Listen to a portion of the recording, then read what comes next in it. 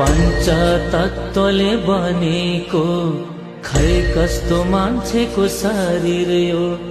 कुन दिन मर्छ थाहा छैन, मरेर जन्मिने हो कि होइन।